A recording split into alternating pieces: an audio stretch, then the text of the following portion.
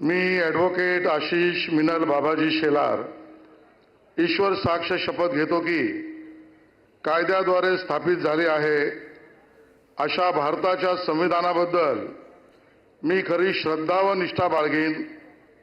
मी भारताची सार्वभौमता व एकात्मता उन्नत राखीन। मी महाराष्ट्र राज्याचा मंत्री म्हणून माझी कामे निष्ठापूर्वक व सत्सद विवेक बुद्धीने पार पाडीन आणि संविधान व कायदा यानुसार सर्व तऱ्हेच्या लोकांना मी निर्भयपणे व निपक्षपातीपणे तसेच कोणाच्याही विषयी ममत्वभाव किंवा आकस न बाळगता न्याय वागणूक देईन।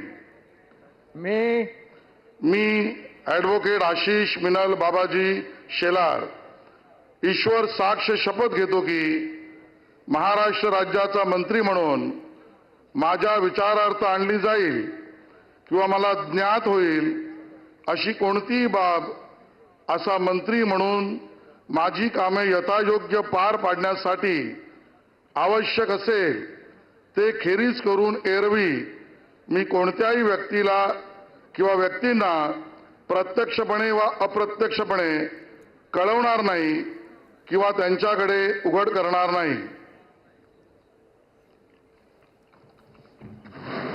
तर आशिष शेलार यांनी मंत्रिपदाची शपथ घेतलेली आहे। भाजपचा मुंबईमधला चेहरा अशी आशिष शेलार यांची ओळख राहिलेली आहे। आशिष शेलार यांच्याकडे मुंबई भाजपचं नेतृत्व आहे आणि त्यांच्या नेतृत्वामध्ये 2017ची महापालिका निवडणूक असेल किंवा मग अगदी नुकतीच झालेली विधानसभेची निवडणूक असेल, या दोन्ही निवडणुकांमध्ये भाजपनं रेकॉर्ड ब्रेक अशी कामगिरी केलेली आणि आशिष शेलारांना पुन्हा एकदा फडणवीसांच्या सरकारमध्ये स्थान।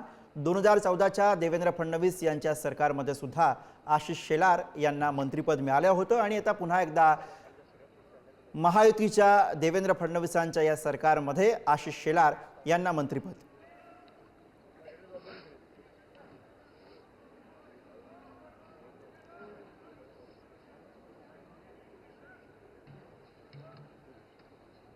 नागपुरातनं हा शपथविधी सोहळा आपण लाईव्ह पाहतो आहोत। नागपूरमध्ये राजभवनातल्या हिरवळीवरती हा शपथविधी सोहळा होतोय।